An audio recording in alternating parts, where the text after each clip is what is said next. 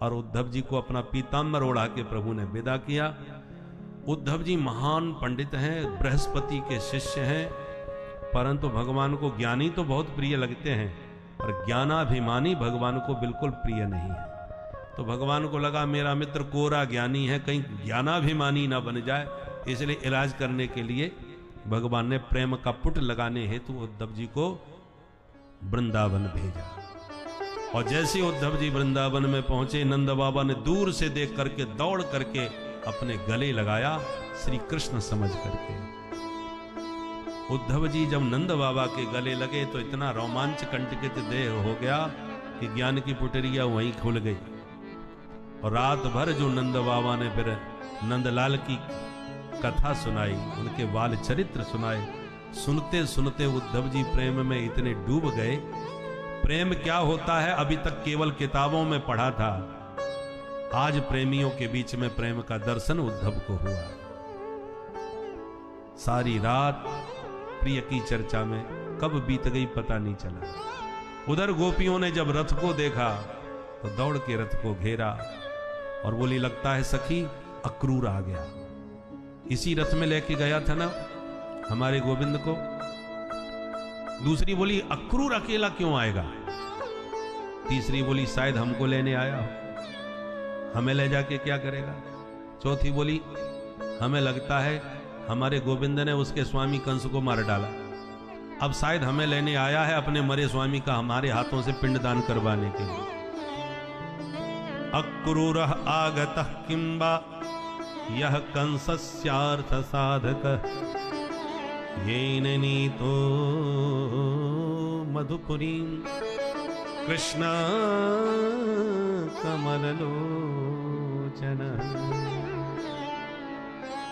उद्धव जी यमुना स्नान करके लौट रहे थे और गोपियों की बात बड़े ध्यान से सुन रहे थे। एक बोली सखी क्यों झूठी आशा देती है मन को, कृष्ण ब्रज को छोड़ के ऐसे भागा है जैसे जंगल में आग लगने पर सारे जानवर भाग जाते हैं, जैसे फल विहीन वृक्ष से पक्षी उड़ जाते हैं, जैसे भोजन करके अतिथि चला जाता है, जैसे अध्ययन करके विद्यार्थी गुरुजी को प्रणाम करके निकल जाते हैं, जैसे धनहीन पुरुष को गणिका त्याग करके चली जाती है, जैसे निकम्मे राजा को प्रजा त्याग देती है, जैसे पुष्प का पराग लेके भौरा उड़ जाता है। इतने में भ्रमर गुंजार करता हुआ आया और किशोरी जी के चरणारविंद में बैठ गया। तो सब सखियां उस भौरे से ही बातें करने लगी। इसी का नाम है भ्रमर गीत। मधुप की तब बंधो स्पृशांग्रिं सपत्न्या, मधुप की तब बंधो सपत्न्या, कुछ विलोलित माला कुंकुम श्मश्रुभेना, कुछ विलोलित माला कुंकुम श्मश्रुभेना, बहत मधुपति स्तम्माननीना प्रसादं, बहत मधुपति स्तम्माननीना प्रसादं, यदु सदसि विडम्ब्यं यस्य दूतस्त्वमेतत्, यदु सदसि विडम्ब्यं यस्य दूतस्त्वमेतत्, मधुप के तव बंधो, मधुप के तव बंधो, मधुप के तव बंधो। अरे मधुप कितब बंधो, कितब माने कपटी, मधुप माने भौरा। अरे भौरा तू उसी कपटी का भेजा हुआ है, हम तुझे जान गई।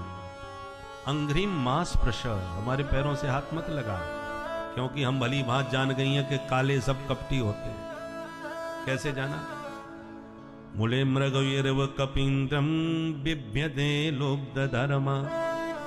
एक तेरा स्वामी काला कपटी, दो बंदर भाइयों में झगड़ा हो गया तो एक को मित्र बना लिया, दूसरे को बहेलिया की तरह छुप करके शिकार करके मार डाला। दूसरी बोली बंदर को छोड़, स्त्रियों के साथ हमेशा धोखा दिया इसने। क्या बोले बेचारी सूपन खा कितना सुंदर मेकअप करवा के आई थी इनको, इनसे विवाह करने के लिए, पर इस कपटी ने उसको नकटी करके भगा दिया। तीसरी बोली, बहन एक बार बौना बन के बलि के द्वार पहुंच गया और 3 चरण भूमि का संकल्प करवा के बेचारे का सब कुछ लूट लिया। बिल्कुल काग है कौआ की तरह, जितना बाहर का काला उतना पेट का काला। अब उद्धव जी बड़े ध्यान से सुन रहे हैं, मन में सोच रहे हैं, हे भगवान, मैं इनको गंवार ग्वालिनी समझ के आया था, ये तो सब जानती हैं, वही राम जी हैं, वही वामन हैं, वही कृष्ण हैं।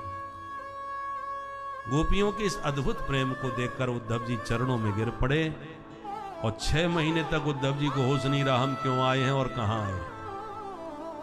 ऐसा प्रेम का रंग चढ़ा। और 6 महीने बाद जब चेतना आई, होश आया, तो ब्रज रज को माथे से लगा के कहते हैं, हे विधाता, जन्मांतरों में जो भी पुण्य किए हों तो एक ही फल मांगूंगा कि जब जब जन्म मिले तो श्री धाम वृंदावन में मिले, भले ही गुल मिलता औषधि घास जो चाहो सो बनाओ। आसामहो चरण रेणु जो सामहं श्याम वृंदावने किमपि गुल्मलतौ सधीरम् या दुस्त्यजं स्वजनमार्यपथं च हित्वा भेजुर्मुकुन्द पदवी श्रुतभिर्विज्ञान।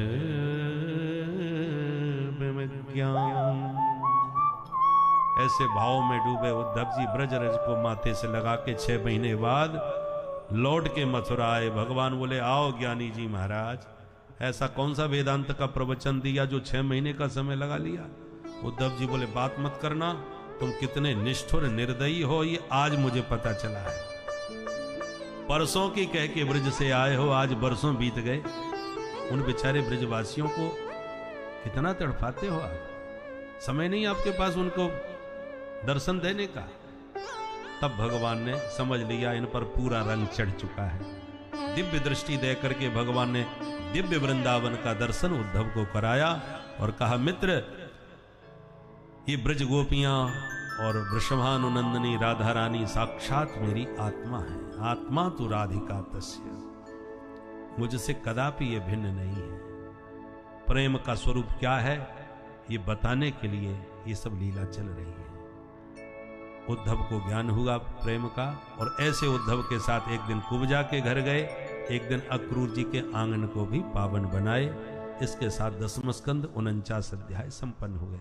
50वें अध्याय से उत्तरार्ध प्रारंभ होता है, जिसमें वर्णन है, केवल अब 10 मिनट की कथा हो,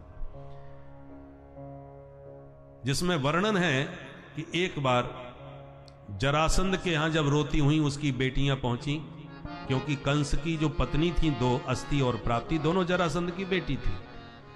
उन्होंने रो रो के अपने वैधव्य का कारण बताया, तो जरासंध को बड़ा क्रोध आया कि कृष्ण ने मेरी बेटियों को विधवा बना दिया, मैं छोड़ूंगा नहीं। उसने 23 अक्षौणी सेना के साथ मथुरा पर लगातार 17 हमले किए और भगवान ने बार बार उसे हरा के भगा दिया। 18वें हमले की तैयारी कर रहा था कि उधर कालयवन आ गया, मिलेक्षों का राजा। उसने मथुरा पर 3 करोड़ मिलेक्षों के साथ हमला किया। भगवान उसे दौड़ा करके ले गए और मुचकुंद महाराज की गुफा में ले जाकर के उनकी दृष्टि से कालयवन को भस्म करवा दिया। लौट के पहुंचे तब तक 18वां हमला जरासंध ने कर दिए। भगवान तुरंत रण छोर बन के मैदान छोड़ के भाग गए और एक प्रवर्षण नाम के पर्वत पर चढ़ गए, जिसमें चारों तरफ से घेर के आग लगा दी जरासंध ने। भगवान पहाड़ की गुफा में से घुस के सीधे समुद्र में निकले और समुद्र के बीच दिव्य द्वारकापुरी बसा के भगवान द्वारकाधीश हो गए। बोले द्वारकाधीश की जय। विचार करके देखो, ये मानवपुरी भी मथुरापुरी है। 50वें अध्याय से इस पर भी जरासंध के हमले चालू हो जाते हैं। जरा माने बुढ़ापा, बुढ़ापे के हमले 50 के बाद ही प्रारंभ होते हैं। और भगवान ने भी जैसे जरासंध को 17 बार हराया, वैसे हम भी च्यवनप्राश खाए खाए के कपाल भाती करके खूब टक्कर लेते हैं इस बुढ़ापे से। और ये जरासंध पीछा छोड़ता नहीं है। जब जरासंध के साथ कालयवन ने भी हमला किया तो भगवान को भी शहर खाली करके दूसरा शहर बसाना पड़ा। उसी प्रकार जिस दिन जरा के साथ, बुढ़ापे के साथ काल का हमला होगा, उस दिन हमको भी ये शहर खाली करके जाना ही पड़ेगा और इस शहर को छोड़ के कोई दूसरा शहर ढूंढना पड़ेगा। मैंने कहा ना, हम सब पुरंजन हैं, पुरियों को छोड़ के पुरी दूसरी पुरी बसाते रहते हैं। इस प्रकार भगवान अब द्वारकाधीश बन गए और द्वारकाधीश बन के प्रभु का प्रथम विवाह रुक्मिणी जी से संपन्न हुआ। राजा सीद भीष्म को नाम विदर्भाधिपतिर महान, तस्य पुत्रा भवन पंच कन्यका च वरानना। विदर्भ देश के राजा भीष्म के 5 बेटा और इकलौती बेटी, नाम है जिसका रुक्मिणी। 5 पुत्रों से परामर्श लेते हुए पिता ने कहा, क्यों ना हम अपनी बिटिया का विवाह द्वारकाधीश कृष्ण से कर दें, तुम्हारा क्या विचार है? बड़ा बेटा नाम सुन के ही बिगड़ गया, उस भगोड़े के साथ, उस रण छोर के साथ मैं अपनी बहन का विवाह कभी नहीं होने दूंगा पिताजी। आप बुढ़े हो गए हो, अब आप शांति से आराम करो, ये दायित्व हमको दो। बहुत अच्छी बात है बेटा, संभालो। बड़ा बेटा उठ के चल दिया, शाम को घर आके कहता, पिताजी परसों बारात आ जाएगी। अरे वाह बेटा, परसों बारात ही आ जाएगी, कहां से?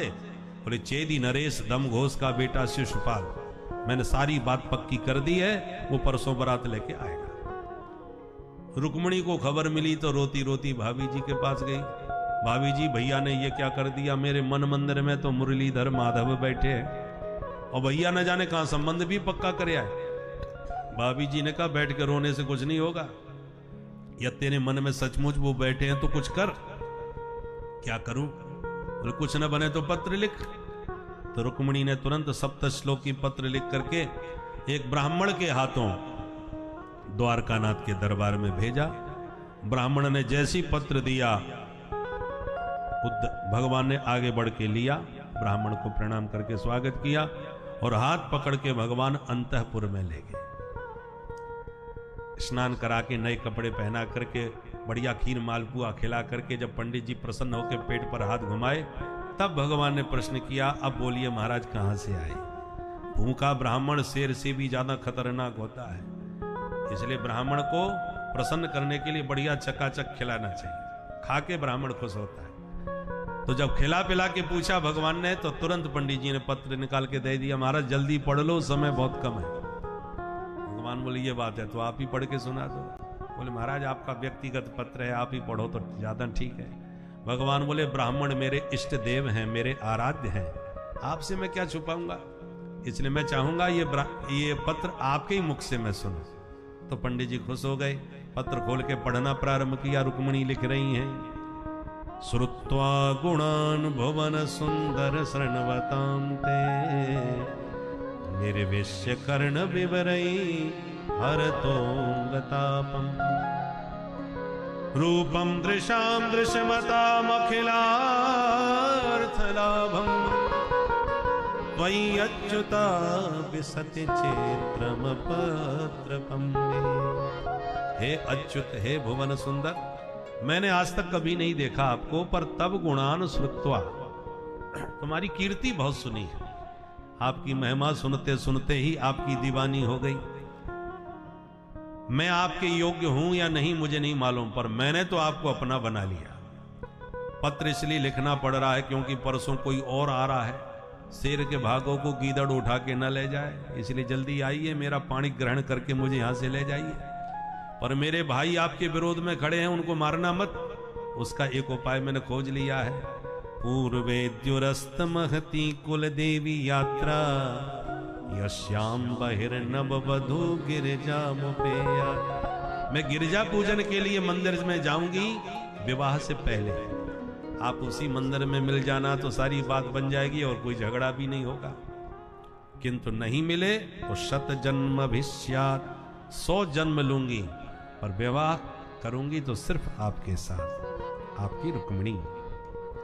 पत्र सुन के माधव मुस्कुरा के बोले, पंडित जी बिल्कुल यही हालत हमारी भी है। आपकी हालत कैसी?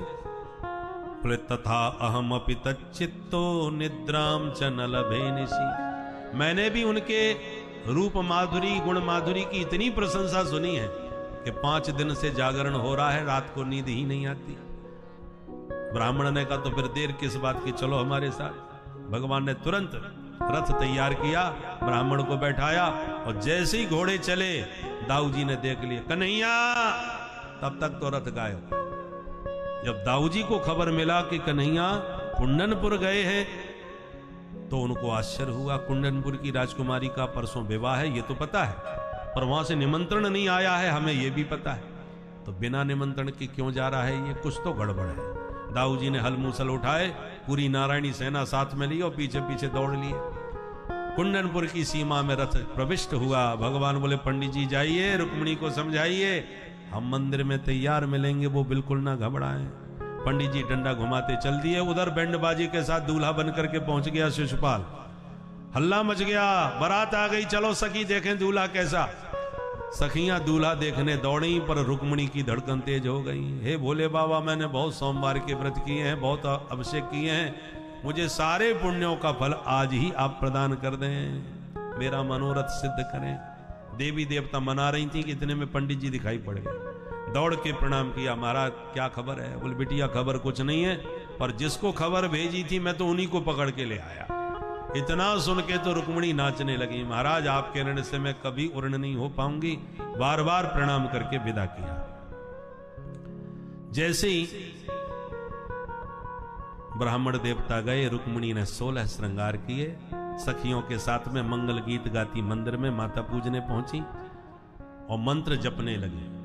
इस मंत्र का जाप करने से कन्या का शीघ्र विवाह होता है और सुंदर वर की प्राप्ति होती है, जो रुक्मिणी जप रही है।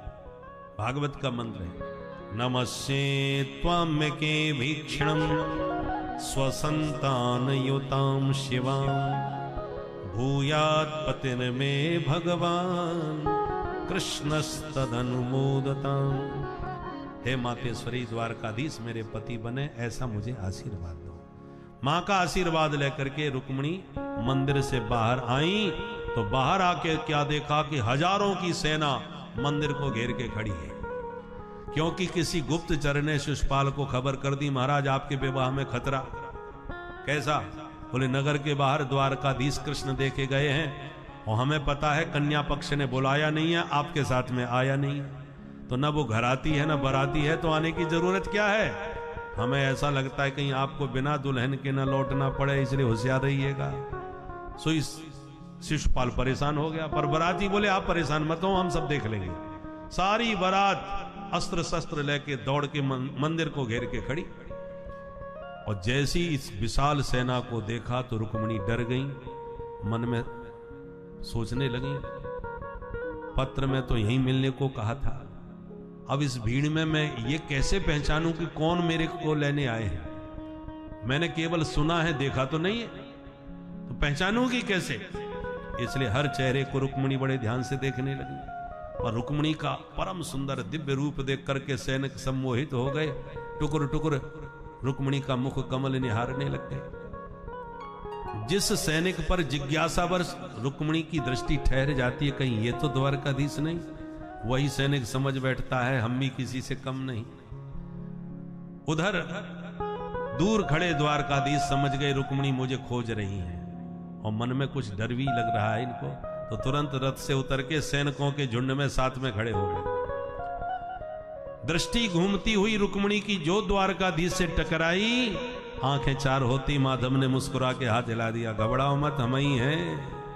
जो मुस्कुराते हाथ हिलाते हरि को देखा, रुक्मिणी पहचान गई, निश्चित रूप से यही है।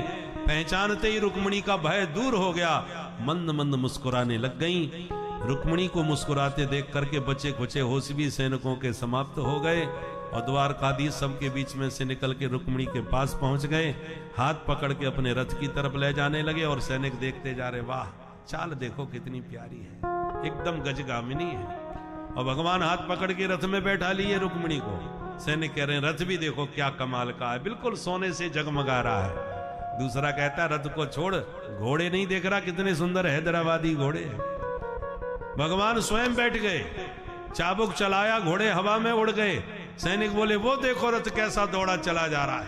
भाई मन खुश हो गया, इतने बढ़िया रथ, इतना बढ़िया घोड़ा पहली बार देखा, और जोड़ा भी कितना सुंदर था।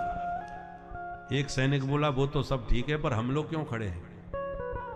दूसरा बोला हाँ किसी काम से तो आए थे।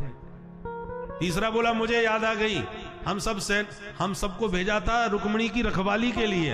अरे हाँ, तो रुक्मिणी कहाँ। सखियां जो खड़ी थी वो हंस के बोली भांग पी के चले थे क्या। रुक्मिणी तो वो गई उनके साथ। तब होश आया, अरे लेगो लेगो, पकड़ो पकड़ो, दौड़ो दौड़ो, भागो भागो। पीछा किया भगवान का, ए भगोड़े कहां भागता है, खड़ा रहे। भगवान ने तुरंत रथ मोड़ लिया, युद्ध के लिए तैयार भी हो गए। सैनिकों ने घेराबंदी चालू करी, तब तक प्रभु के पीछे से आवाज आई, बोल द्वारकाधीश की।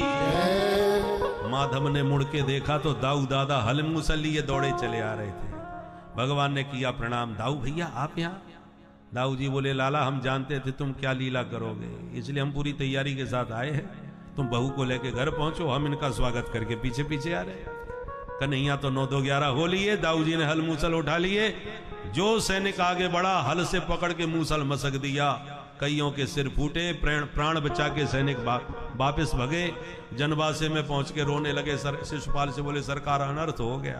क्या हुआ? बोले, आपके होने वाली दुल्हन को द्वारकाधीश ले गए। शिशुपाल तलवार निकाल के बोला, दुष्ट कहीं के, तुम्हें मैंने क्यों भेजा था, क्या किया तुमने? सैनिक रोते हुए बोले, सरकार हमने दौड़ के उसे पकड़ लिया था, पर ऐन वक्त पर मूसल वाला उसका भाई आ गया, उसने सबका सिर फोड़ के रख दिया। महाराज मुश्किल से प्राण बचा के आपके पास आ गए। शिशुपाल बोला, धिक्कार है मेरे जीवन को, इतना बढ़िया मेकअप करवा के दूल्हा बन के आया था, इतनी बारात सजा के लाया था, सब पर पानी फिर गया। कितने बढ़िया बैंड बाजे बुक किए थे, सब मेरे ही बैंड बज गए। ऐसी जिंदगी से तो मैं आत्महत्या करके मरना पसंद करूंगा, किसी को अब मैं मुंह दिखाने लायक नहीं रहा। तो रोने लगा तो जरासंध ने हाथ पकड़ के अकेले में बैठा के समझाया, मित्र इतने दुखी नहीं हो, मुझे देख, इसी कृष्ण ने मुझे 17 बार लगातार हराया, पर मैंने हिम्मत नहीं हारी तो 18वीं बार मैंने भी उसे हरा दिया। हार जीत तो क्षत्रियों के जीवन में बनी रहती है, उदास नहीं होना चाहिए, हिम्मत नहीं हारनी चाहिए। तब शिशुपाल को शांति मिली कि हमसे भी बड़े बड़े बेशरम बैठे हैं भाई, ये 17 बार हारा बैठा है फिर भी नहीं मरा, तो मैं पहली हार में क्यों मर जाऊं। हिम्मत आ गई, दुल्हन के डोले में खुद बैठ गया, मुंह छुपा के रोते रोते अपने घर गया, और तब से पानी पी पी के 100 गाली भगवान को सुनाने लग गया।